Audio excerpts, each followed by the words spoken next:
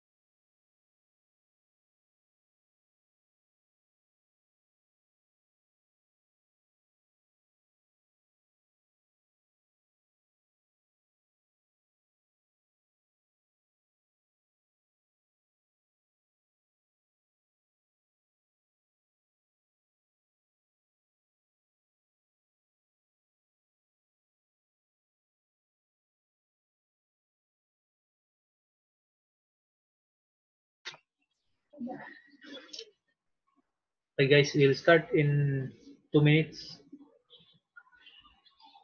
Dami natin ha. 4 lang tayo. Ang mga mahulog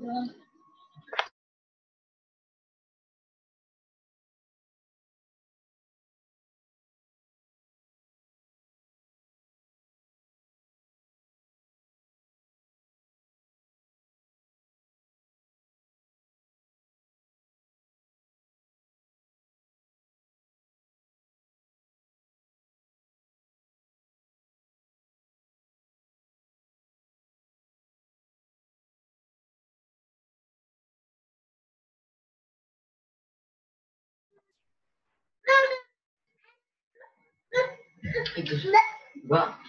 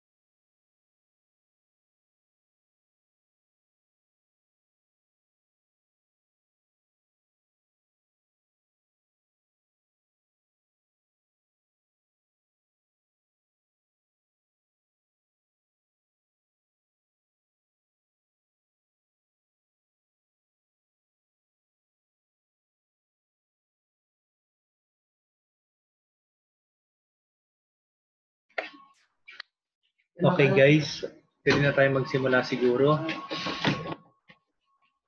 6:05 na. This is just for 40 minutes. So mga around 35-minute discussion lang tayo ngayon. Unless you have any more question later on, pwede pa tayo mag-extend ng one more session. Okay, so before we start with the lesson, let me just show you the module that I uploaded a while ago.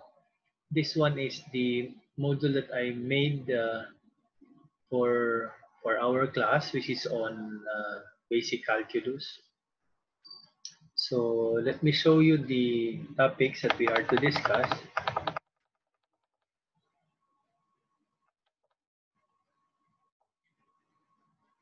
Okay, so the overview of the course, this tells us how or what are the things that we are to discuss here.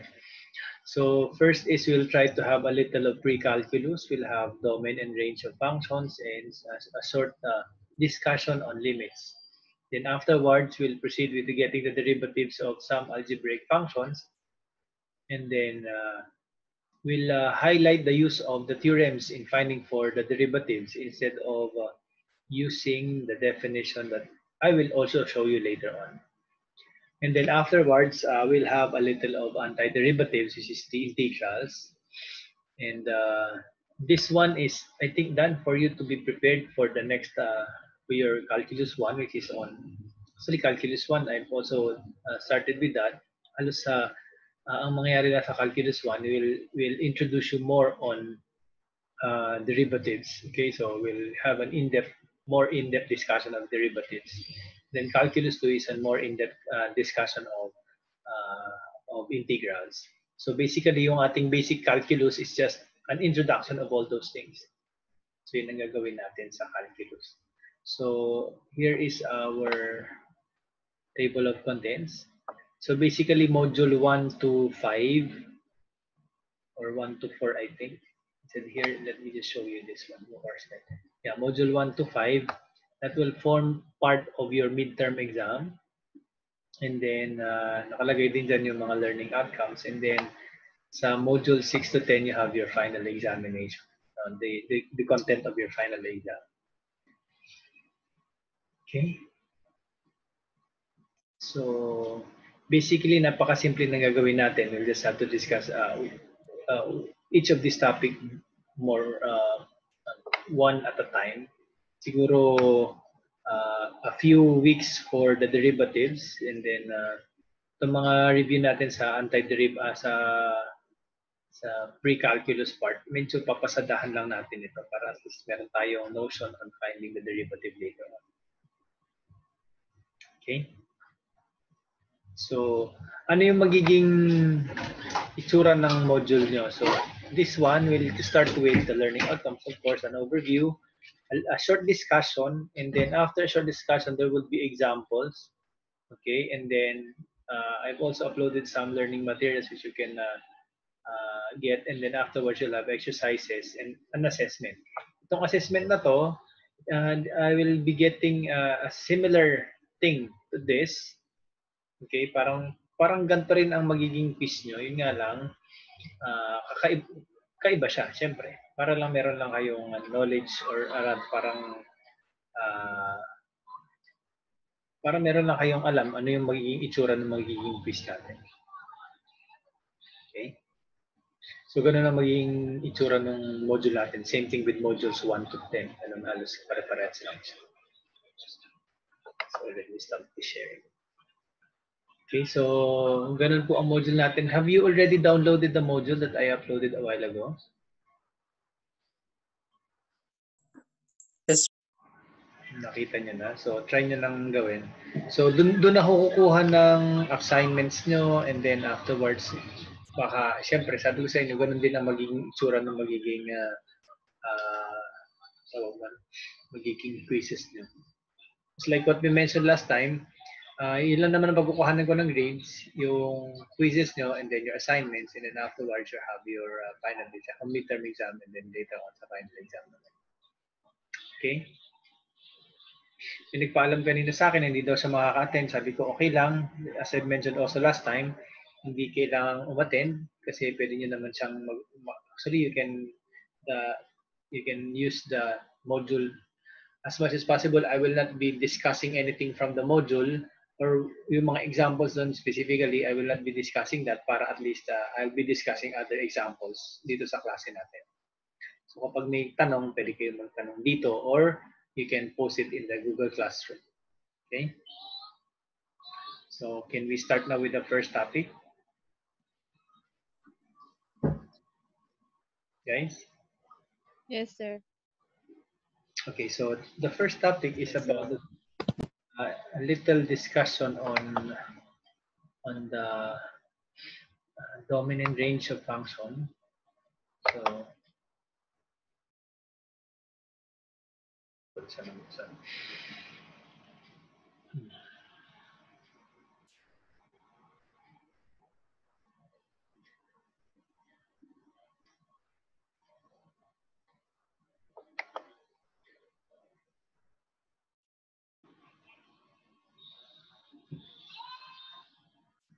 okay, let me share you this PowerPoint presentation on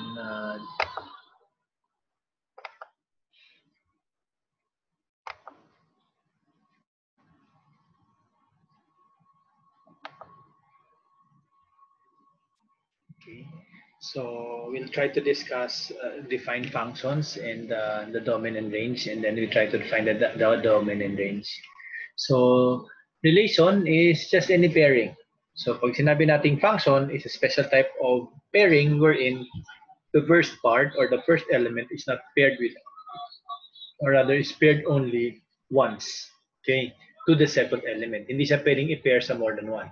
Parang you can imagine it as parang kunwari, yung first set ay set of males and then second set is set of females. Parang sa courting sa Pilipinas na yung lalaki, isa lang ang pwede niyang iligawan. Pero si babae, pwede siyang ligawan ng madami o pwede rin siyang isang beses lang din sa ligawan ng isang lalaki. Parang gano'n. So, parang gano'n ang ibig sabihin ng function.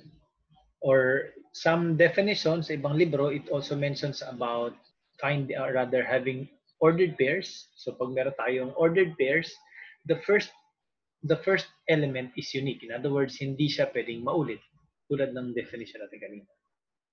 So, ang focus ng ating lesson is on how to find the domain and range. Pag sinabi nating domain of a function is actually the set of the first elements, saka yung second elements naman, yun yung ating range of function. Paano natin makukuha sila? Sabi sa definition, the definition of your domain is the set of all admissible values of your independent variable, or usually we denote it by the variable x. And then range naman is a set of all resulting values of the dependent variable. So, sa gagawin natin later on, paano natin kukunin yung admissible? Ano ang ibig sabihin ng salitang admissible?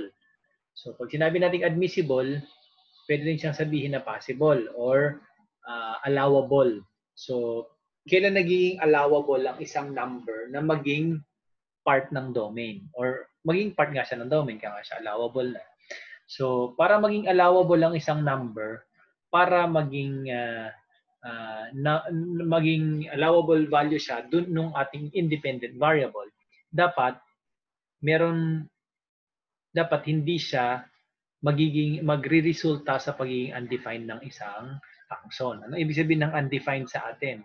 Kung sinabing undefined, magkakaroon tayo ng zero sa denominator or magkakaroon tayo ng imaginary numbers. So in other words, pag sinabi nating allowable, kapag sinubstitute natin yung number na yon, merong lalabas na real number result. Ano naman ang mga real numbers? Kung sinabi nating real numbers, ito yung mga numbers na alam natin, yung mga negative, positive numbers, or zero. Okay, so yun yung lahat ng alam nating numbers. Except of course, yung tinatawag nating imaginary numbers, hindi na siya real number. So, para maging allowable, again, ang gagawin lang natin is substitute lang natin yung number at pag lumabas ay real number, then it's part of the domain. The range on the other hand, ang gagawin naman natin dito technically, pagkatapos nating i-substitute yung mga values ng x, kukolektahin naman natin yung mga values ng y. Yun yung magiging resulting values of the dependent variable. So yun ang basically ang pagkuha ng range. So pero medyo siya, parang masyadong mahirap, 'di ba? Parang isa-subs mo isa-isa tapos saka mo kunin isa. Pero hindi naman ganoon kahirap kundi meron tayong way on how to do that later on. Okay? So to do that, let's have examples. Okay, so first example natin ay ito, and then second example natin ito, and then we'll try to have that later on. Ito nga ba? I know, hindi yan. Iba. Wait lang. Ito na lang tayo. So how are we going to find the domain of this function? So, dahil bridging kayo, wala kayong geometry.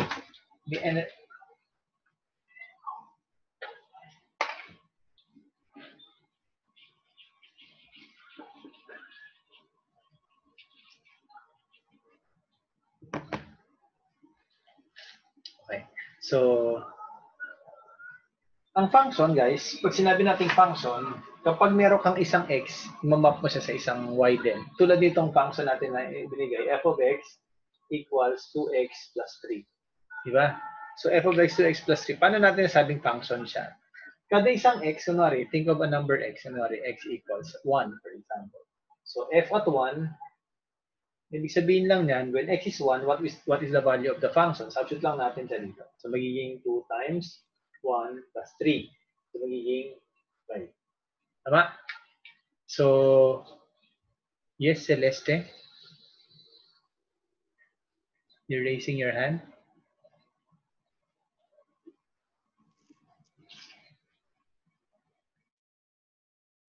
Celeste Tula, you're raising your hand.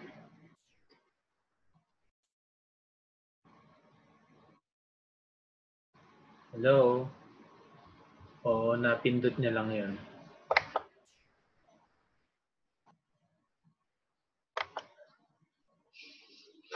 Okay, sige. Tuloy natin. Baka napindot niya lang siya.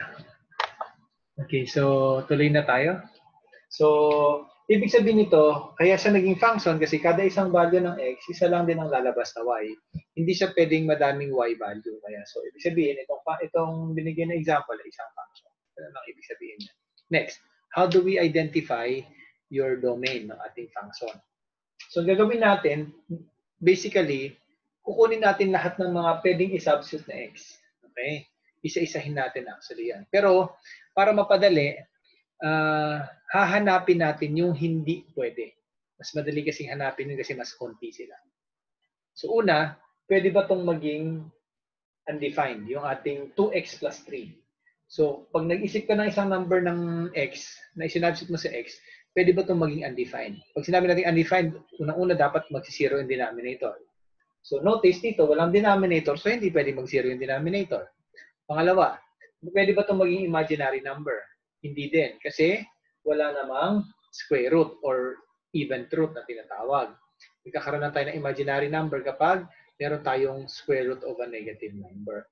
So, hindi siya pwedeng maging undefined. So, ibig sabihin, ang domain ng ating function na to ay magiging ano? So, ibig sabihin, ang domain niya will be the set of real numbers. Ibig sabihin nun, lahat ng real number, pwede nating i-substitute dito. At meron tayong lalabas na real number. Okay? Malinaw po ba? Okay po, sir. Okay, so now, paano naman natin makukuha yung range ng ating function? Para makuha si range, ang gagawin naman natin dito is to identify the results. Parang ito, kunwari, after getting an x, kukunin natin si y. Iisa-isay natin, kukunin natin lahat ng mga y na yan. Kaso, paano natin magagawa yan? Ang pinakamadali dyan is we try to graph the function. Ito, ang graph nito, madali lang actually kasi ito ay graph lang ng line. So, kung meron tayong y equals 2x plus 3, okay, kapag meron tayong equation wherein may dalawang variable and then both of the variables are linear or walang exponent, one lang yung exponent, ang tawag natin dito ay linear equation. Okay? Linear equation, in other words, dahil sa linear equation siya, ang graph nito ay also a line. So, paano natin i-graph yung line na to? Ang gagawin lang natin is, we try to plot 2 points. Meron na tayong isa kanina. When x is 1, y is 5. Let's have another one. Kunwari, when x is pinakamadali, when x is 0. When x is 0, ano mangyayari? This will be 2 times 0 plus 3. So this will be 3. Okay, so when x is 0, y will be 3. So pwede na natin siyang i-plot. So paano tayo mag-plot ng points? So gagawin lang natin. Okay, nakikita niyo ba? Okay, when x is 0, Sir, di po makita. Di po kita sir nasa Maliwanag, gilid. sir. Maliwanag din po. Maliwanag, sir. Yan. Maliwanag. ayan, nakikita na. Okay, so when x is 0, y natin ay 3, di ba, dun sa pangalawa? So 1, 2, 3. So andito yung point na yun. Can you follow? Yes, sir. Okay, and then when x is 1 naman, ito yung x na 1, di ba? 0, 1. So when x is 1, y will be 5. So 3, 4, 5. So andito yung ating other point.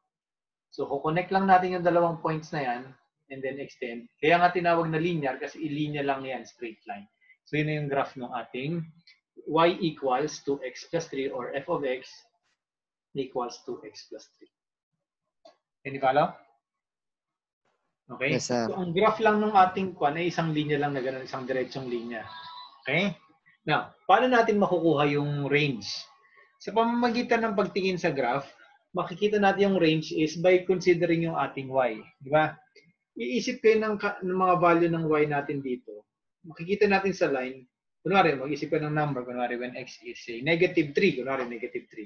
Meron ka bang makukuhang point na may y na negative 3 dun sa ating graph? Okay? Titignan natin ang graph dahil may arrow naman yun, goes up and down. So meron ito, goes down. May makukuha kang point dun sa graph. Okay? So kapag tinignan natin kahit anong value sa y, laging meron kang makukuhang point na corresponding point dun sa graph. Okay? So ibig sabihin, ang magiging range natin dito will now be also the set of real numbers. So lahat ng real number, magiging result din naman siya nung ating function. Malinaw po ba? Yes, sir. Yes po, sir. Opo. Okay, so that's one thing. The second example is actually quite mas masaya siyang example. Okay, let's have the second one. Kunwari ito naman. Itong isang example na to. G of x is equal to x squared minus 2x plus 3. Okay, so kung may alam na kayo sa analytic geometry, madali din natin siyang i-graph later on. So how are you going to do that? Pero before that, paano muna natin makukuha yung domain ng function? Okay? Paano natin kukunin yung domain? So same thing with the first example. Di ba kanina, wala ding denominator, so hindi siya pwedeng mag-zero. Hindi pwedeng mag-zero yung denominator. Tama? So wala na yung zero. Meron din bang square root dyan? Wala din. Di ba? So dahil walang square root dyan at walang ibang other definition, ang magiging domain yan ay, ano, sa palagay nyo? Magiging domain yan ay all real numbers pa rin. Di ba? Kasi lahat ng kahit anong maisip nyong x, lahat ng real number na alam nyo, pag sinabsit nyo dyan, meron at merong lalabas na value ng function of g. Okay? Now, how about the range? Ano yung magiging range natin?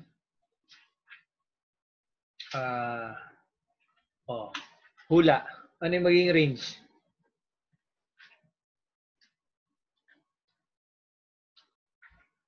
Pwede bang mag-result na kunwari ang ating function maging 0? Pwede maging 0 kaya to? Do you have any idea? Wala. So the best way to do this, guy, to find the range for this is again to graph.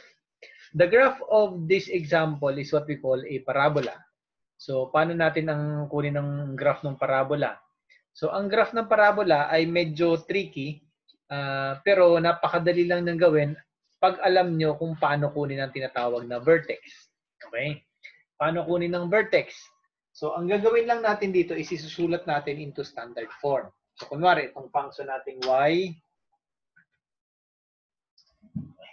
masyado kasi malalapit lang. Ilalapit ko nga itong aking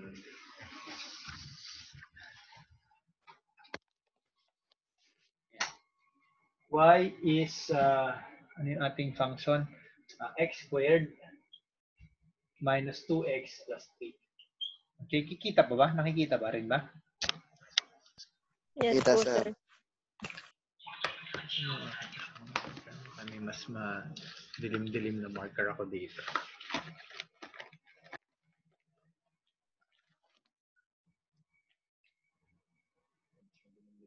Okay, so para maisulat, sorry. So para maisulat natin siya, or rather makuha natin yung vertex, isulat natin to into standard form. Paano natin gagawin yan? Una, dapat yung ating x squared, or rather yung ating quadratic variable, dapat lagi equal sa 1 yan. So kung hindi yan 1, i-divide natin siya. Kunwari, meron tong 3 or merong 5. I-divide natin both sides ng 3 or 5 o kung ano man yung number o numerical coefficient ng ating x squared. Okay. Pero ito dahil wala, so we go to the next step. Ang next step natin is ililipat natin yung constant sa kabilang side. So paano natin ililipat? So we just subtract both sides by that constant number. So magiging y minus 3 equals x squared minus 2x. Okay? So ang next na procedure is yung critical na part. Yun yung tinatawag nating completing the square. So paano natin ma-complete na square ito? So ang gagawin natin, i-divide lang natin yung numerical coefficient ng linear variable dun sa right side. Kunwari ito, negative 2. I-divide natin ito sa 2. Negative 2 divided by 2 ay negative 1. Saka natin i-square. So negative 1 squared would be positive 1. Right? So, i-add natin siya dito. Siyempre, nag-add tayo dito. So, mag-a-add din tayo sa kabila. So, we add also 1 on the other side. Okay? So, ito ay magiging y minus 2 kasi 1 minus 3. So, negative 2. Itong right side magiging, ito ng right side ay perfect square trinomial na siya. So, madali na natin siyang i-factor. Ang factor nito ay magiging x minus 1 quantity squared. Okay?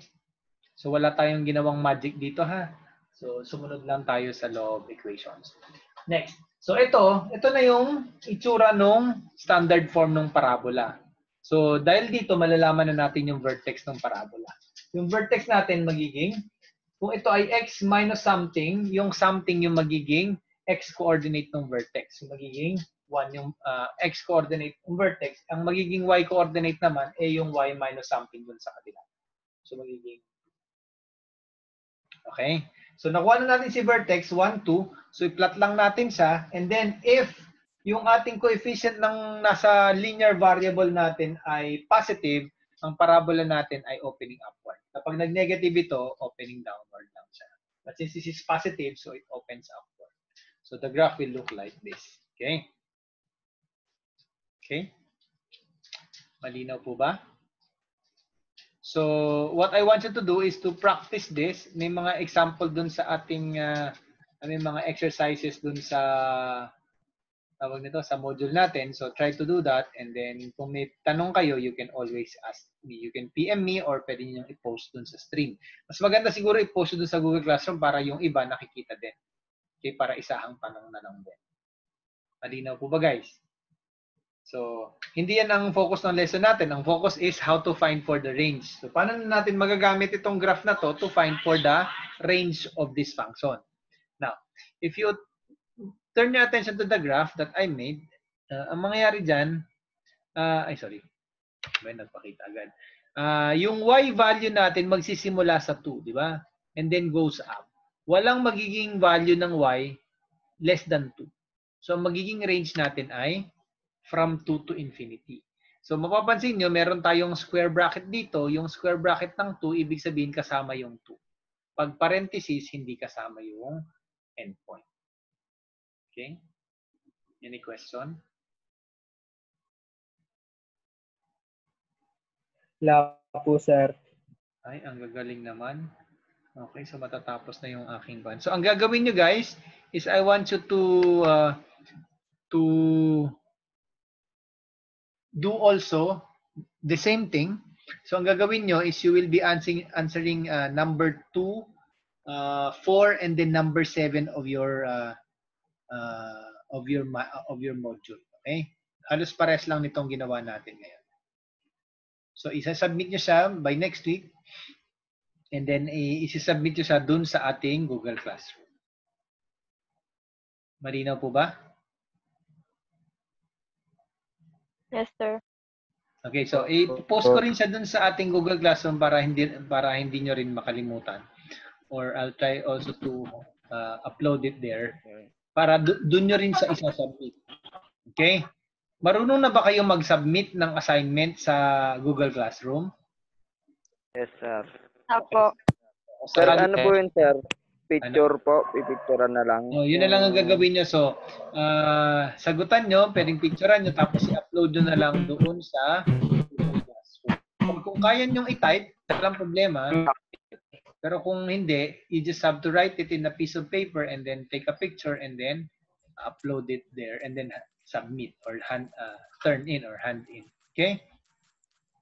Sige po, sir. Okay, so gagawin ko na ngayon and then you may now start doing that.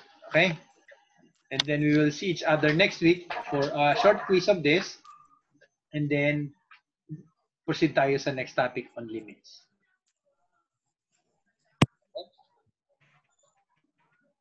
Malinaw po ba? Okay. Okay na ba? Okay po, sir. Okay, so that's it. So we will meet next meeting, and then unless you have any question, I can still entertain. May tanong pa po ba? Baka may tanong dyan. Oh, malilate po ako konti. Mahina po signal ko. Tapos na tayo, Miss Di Malanta. Meron, sir. Nasa chat box, sir. Oo nga eh. Si Miss Di Malanta. Example daw po ng factors. Na? Opo, Factors daw si po. Harold. May chat nga pala, no? Sorry. Hindi daw niya marinig. Gubian, baka hindi naka-on yung audio mo. Hindi ko na nasundan. Si Celeste.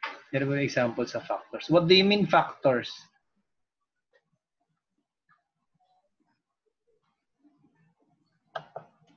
Ang sasagutan ay number 2, 4, and then 7. Dun sa exercise 1. Exercise 1 to.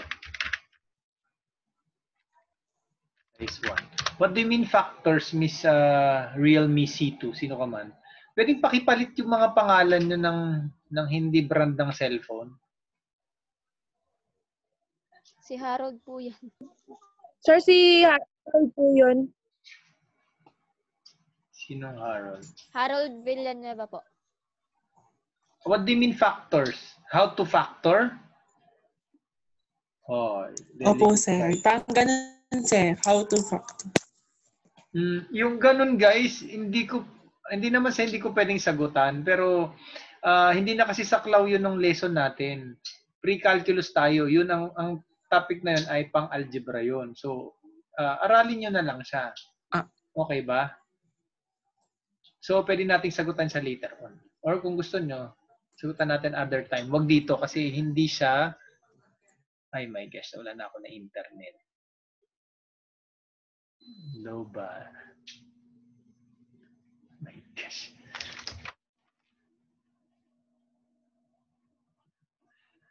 Ano ba yan? Nawalan ng kuryente. Paano to? Nakikita. Bigyan ako na ako. Amo. Ganad. Okay lang? Iyakat ko itong sakyan. Ha? Pagkakain na, ayos ka na ng gamit. Ay, wala na.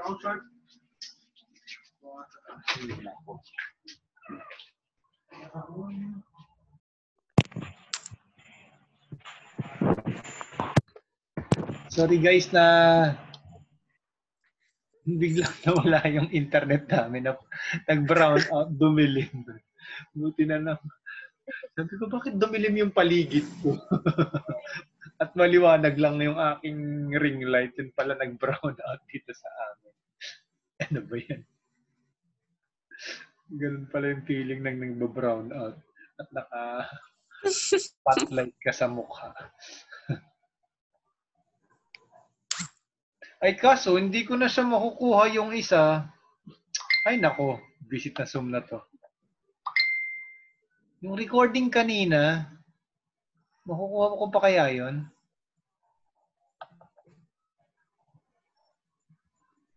Baka po, sir. Tingnan natin mamaya kung makuha.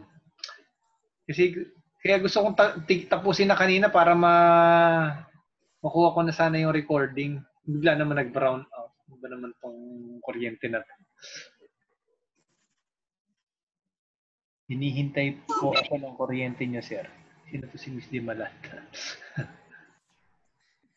Yes, Joshua, may sasabihin ka? Wala po, sir. Wala po. Okay, so yun. As I was saying, yung kanina, yung tungkol dun sa mga question about factoring, ganyan, hindi ko sa iyo ko sagutan, pero pang-algebra kasi yun. So, try nyo na lang aralin. Hindi siya kasama ng ating lesson. Siguro yung ano ba? Sige, try ko rin. Kung may mga tanong kayo about factoring, try to look for examples and then we can answer it on class. So, try natin. Okay? Or napakaraming kwan about sa factoring. Ano pa ba? Ay. Wala na rin yung chat kanina. Wala na rin yung chat, no? Kasi bago na to, no? Wala na rin. Okay na?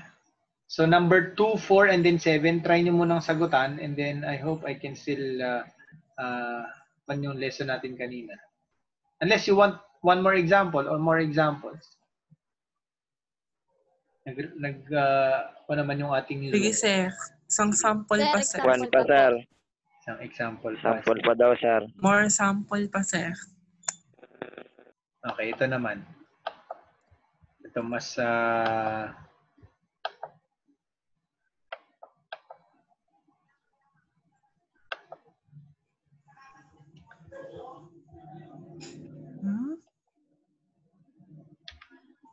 okay, ito namang example na to. So, paano natin kukunin yung domain at saka yung range ito? Yung domain,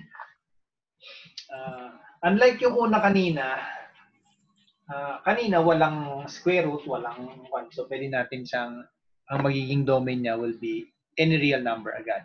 Pero ito dahil may square root na to, so you have to look into the possibility na magkaroon tayo ng imaginary number. So, kapag meron kasi tayong square root, yung nasa loob niya, pwedeng mag-negative. So, pag nag-negative yun, ang square root ng negative number ay tinatawag nating imaginary number. Hindi na siya real number. So, yun ang magiging parang Imaginary. yun yung magiging lookout natin. So, dito, para maging imaginary to, yung ating, di ba meron tayong g of x ay square root of x minus 3. Dapat yung nasa loob, yung x minus 3, dapat maging positive or 0 lang. Positive. Diba? Kasi pag ito nag-negative, kunwari, x minus 3 negative, kahit anong number man yan, mag-negative ito.